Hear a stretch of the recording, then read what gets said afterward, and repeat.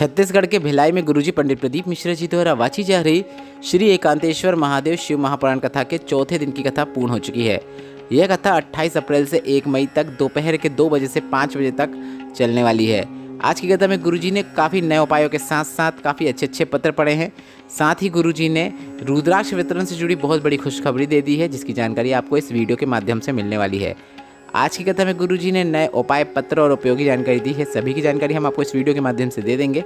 अगर आपने यह कथा नहीं सुन पाई है तो पूरी कथा का रास्ता तो आपको इस छोटे से वीडियो से प्राप्त होने वाला है। कल के वीडियो का एक प्रश्न था जिसका सही उत्तर इस प्रकार है। कार्तिकेय भगवान का जो वाहन मयूर है उसे उन्हें विष्णु भगवान के द्वारा दिया गया है।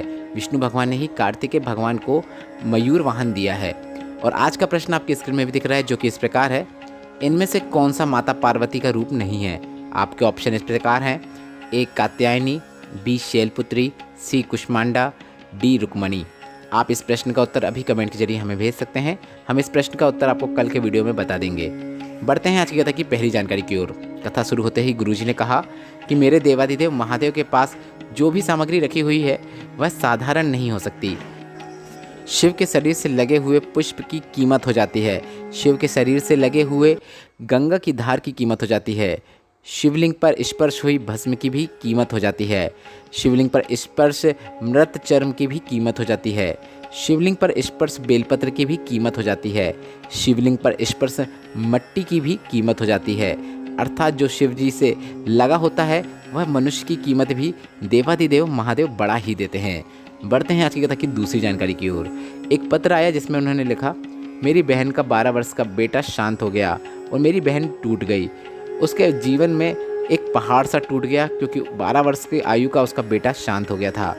तब आपकी शिव महापुराण की कथा मैंने सुनी और मैंने आपकी शिव महापुराण की कथा के बारे में अपनी बहन को बताया और उसे भरोसा दिया कि शिव पर किया हुआ विश्वास कभी भी नहीं टूटता है। हमने बहन से कहा कि पशुपतिनाथ व्रत करे और शिव जी पर विश्वास करे। बहन ने कहा डॉक्टर ने कह दिया था कि इस संतान के बाद और संतान नहीं हो सकती। अब जीवन में संतान का सुख नहीं हो सकता। और मेरी बहन ने पुत्र प्राप्ति के उद्देश्य से मेरे कहने पर पशुपतिनाथ व्रत करना शुरू किया। बाबा की कृपा से गर्भ ठहर गया और मेरी बहन को पुत्र रत्न की प्राप्ति हुई है। फिर से अपना पुत्र प्राप्त करके बहन बहुत खुश है। उसी का आभार व्यक्त करने हम कथा पंडाल में आए हैं। बढ़ते हैं आज की कथा की तीसरी जानकारी की ओर। कन्हैया जी पत्र लेकर आए जिसमें उन्होंने लिखा, आपने प्रसूति शिव महापुराण कथा में जो वीरनी का वर्णन किया है वह आपने कहाँ से किया है? कहाँ पर वीरनी का वर्णन देखने को मिलता है? इस पर गुरुजी ने कहा, जब हमने वह शिव महापुराण कथा वाच रहे थे तब भी हमने आपको बताया था कि यह वर्णन हम कहाँ से कर रहे हैं। तो हम आपको फिर से बता दें कि शिव महापुराण में सती खंड में आप पढ़िए, वहाँ पर आपको प्रसूति शिव महापुराण कथा में जो हमने वर्णन किया है वह देखने को मिलेगा। बढ़ते हैं आज की कथा की चौथी जानकारी की ओर। गुरुजी ने कहा, अगर आपसे कोई कहे कि यह जो एकांतेश्वर शिव महापुराण चल रही है तो एकांतेश्वर महादेव का जो वर्णन गुरुजी कर रहे हैं वह कहाँ से कर रहे हैं, तो आप उन्हें बता सकते हैं कि गुरुजी यह वर्णन लिंग पुराण, स्कंद पुराण और शिव महापुराण के उमाखंड से वर्णन कर रहे हैं। आप इनका स्मरण कीजिए, आपको जानकारी मिल जाएगी कि किस प्रकार से माता पार्वती और उनकी माता मैनावती भी एकांतेश्वर महादेव का पूजन करती थीं। बढ़ते हैं आज की कथा की पांचवी जानकारी की ओर। गुरुजी ने कहा, जीवन में आगे बढ़ने के लिए आपको कहीं किसी के पास जाने की ज़रूरत नहीं है। आपको तो अपने ही घर के जो माता पिता हैं उनका पैर छू के आशीर्वाद लेना चाहिए और शिवलिंग पर 1 लोटा जल समर्पित करना, अर्पित करना शुरू करना चाहिए। ऐसा करने से आपको जीवन में आगे बढ़ने से कोई भी नहीं रोक सकता है। बढ़ते हैं आज की कथा की छठवीं जानकारी की ओर। आज रुद्राक्ष के बारे में बताते हुए गुरुजी ने कहा, सीहोर के कोबरेश्वर धाम का रुद्राक्ष बिल्कुल फ्री है, जो सिर्फ और सिर्फ कोबरेश्वर धाम की धरा से ही दिया जाता है। और आप सीहोर रेलवे स्टेशन में उतरेंगे तो कई लोग आपको ऐसे मिलेंगे जो कहेंगे कि यह सीहोर कोबरेश्वर धाम का रुद्राक्ष है, पर आपको ऐसे लोगों की बातों पर बिल्कुल ध्यान नहीं देना है। आपको तो बस यह स्मरण करना है कि सीहोर का रुद्राक्ष बिल्कुल फ्री है, इसके लिए आपको कोई भी राशि नहीं देना है। और सीहोर कोबरेश्वर धाम का रुद्राक्ष कभी भी ऑनलाइन नहीं भेजा जाता।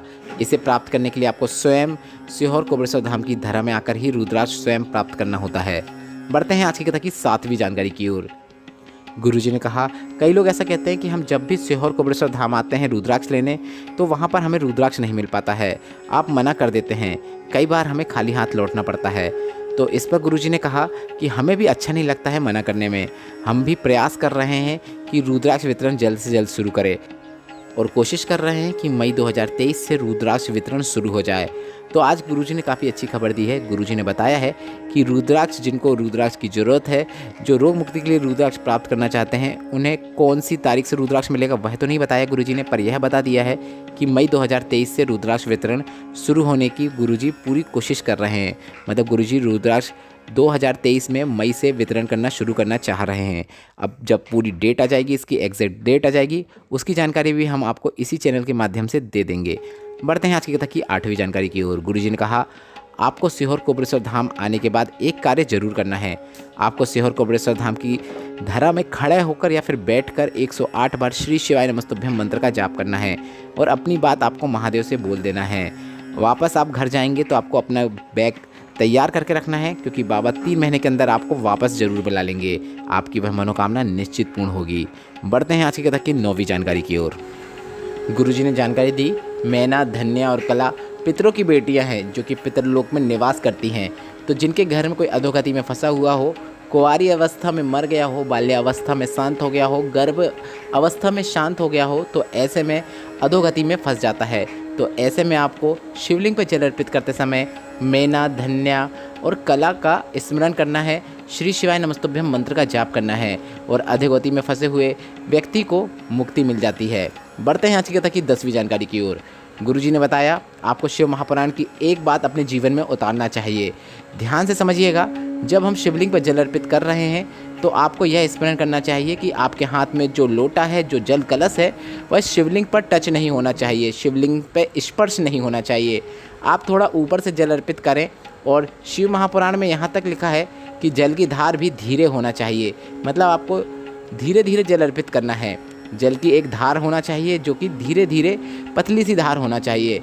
जल शिवलिंग के नीचे जब चारों तरफ घूमता है तो माता पार्वती भी महादेव से बोलती हैं कि इसके जीवन में कष्ट बहुत है, और जब यह शिवलिंग का जल हाथ में झेल कर घर में लेकर जाएगा तो आप और मैं और रिद्धि सिद्धि साथ में जाकर इसके घर में इसका कल्याण कर देंगे। अर्थात जब हम धीरे धीरे शिवलिंग पर जल अर्पित करते हैं तो हमारे जो भी मन की कामना होती है, जो भी हमारी मनोकामना होती है, भोलेनाथ से बोलने की ज़रूरत नहीं होती है। भोलेनाथ बिना बोले हमारी उस बात को, हमारी घर की दशा को समझ जाते हैं। बढ़ते हैं आज की कथा की 11वीं जानकारी की ओर। गुरुजी ने एक और विशेष जानकारी दी। गुरुजी ने बताया, जल चढ़ाते समय आपको इस बात का विशेष ध्यान रखना चाहिए कि आपका कोई भी सामग्री शिवलिंग पर स्पर्श नहीं होना चाहिए, कोई भी धातु शिवलिंग से स्पर्श नहीं होना चाहिए। आपकी अंगूठी शिवलिंग पर स्पर्श ना करे, इस बात का ध्यान रखें। आपने अगर चूड़ी पहना है तो चूड़ी शिवलिंग पर स्पर्श ना करें, इस बात का ध्यान रखें। आपके हाथ में अगर कड़ा है तो वह भी शिवलिंग पर स्पर्श नहीं होना चाहिए, इससे महादेव को कष्ट पहुंचता है। तो ऐसा करने से आपको बचना चाहिए। आज की कथा की गुरुजी की यह सबसे विशेष जानकारी है। बढ़ते हैं 12वीं और अंतिम जानकारी की ओर, जो कि वैशाख शिवरात्रि शिव महापुराण कथा से हम आपको बता रहे हैं, जो कि पिछले साल गुरुजी ने बताई थी। वैशाख का पावन महीना चल रहा है, इसमें आपको कुछ बातों का विशेष ध्यान रखना है, जिससे आपकी मनोकामना या फिर जीवन में कष्ट चल रहे हैं तो वह आपके जीवन से दूर हो जाते हैं और आपकी जो भी मनोकामना है वह शीघ्र पूरी हो जाती है। वैशाख के महीने में आपको एक चीज़ का विशेष ध्यान रखना है कि महादेव को आपको शीतल जल अर्पित करना है। शीतल जल अर्पित करने के लिए आप यह कर सकते हैं कि आपके घर में जो भी मिट्टी का कलश है, मटका तो सबके घर पे होता ही है, तो मटके से आपको पानी लेना है और इस पानी को आपको अपने एक जल कलश, तांबे के कलश ले लें, उसमें कुड़ेल दें और यह जल आप शिवलिंग पर अर्पित कर दें। अगर मटका नहीं है तो आपके पास दिया होगा, दिया में पानी भर लें और इसे आप कोई भी लोटे में कुड़ेल कर उस लोटे का जल भी शिवलिंग पे अर्पित कर सकते हैं। वैशाख के महीने में शीतल जल को शिवलिंग पे अर्पित करने का विशेष महत्व होता है। और आपको एक बात का और विशेष ध्यान रखना है, वैशाख के महीने में आपको सत्तू का सेवन करना है, सत्तू खाना है और साथ में सत्तू का दान भी करना है। इस वैशाख के पूरे महीने में आप कभी भी सत्तू का दान कर सकते हैं। बहुत महत्व है सत्तू का दान वैशाख माह में करने से। अगर आपके घर में कोई आता है तो उसे आप सत्तू खिला सकते हैं और अपने घर के भी सभी सदस्यों को सत्तू जरूर खिलाएं। और बहुत बीमारियों ने घेर रखा है तो आप इस वैशाख के महीने में महारोग मुक्ति उपाय जरूर करें। यह उपाय सिर्फ और सिर्फ वैशाख माह में किया जाता है। आपको कुछ नहीं करना है। बेल फल होता है जो कि बेलपत्र के पेड़ में उगता है, उसे लेकर आ जाना है और उसको अंदर का जो फल होता है उसको पूरा निकाल के आप कोई भी पेड़ के नीचे डाल सकते हैं और जो बाहरी खोल रहती है उसके अंदर आपको जल भर लेना है। आप वीडियो में देखकर समझ सकते हैं किस प्रकार से आपको यह उपाय करना है। जल भर लें और आप इसको सीधे शिवलिंग पर भी अर्पित कर सकते हैं या फिर इस जल को आप कोई अपने लोटे में कुड़ेल दें। इसके बाद इस लोटे का जल आप शिवलिंग पर अर्पित कर दें। पूरा जल अर्पित करते समय आप श्री शिवाय नमस्तुभ्यम मंत्र का जाप करें और इसके बाद शिवलिंग से जब जल नीचे गिरता है तो औषधि रूप में जल को प्राप्त करके कुंदकेश्वर महादेव का नाम लेते हुए उस जल का आचमन करें। कितनी भी बड़ी बीमारी क्यों ना हो, वह शीघ्र अतिशीघ्र आपसे दूर चली जाती है। गुरुजी का बताया यह महारोग मुक्ति उपाय है, जिसे आपको इस वैशाख के महीने में करना ही है। इस वीडियो में बताई गई जानकारी और उपायों से संबंधित अगर आपके मन में अभी भी कोई प्रश्न हो तो आप कमेंट के जरिए पूछ सकते हैं। और आज की कथा से अगर आपको भी आनंद की प्राप्ति हुई हो तो इस वीडियो को लाइक करके कमेंट बॉक्स में हर हर महादेव टाइप करना मत भूलिएगा। श्री शिवाय नमस्तुभ्यम। हर हर महादेव।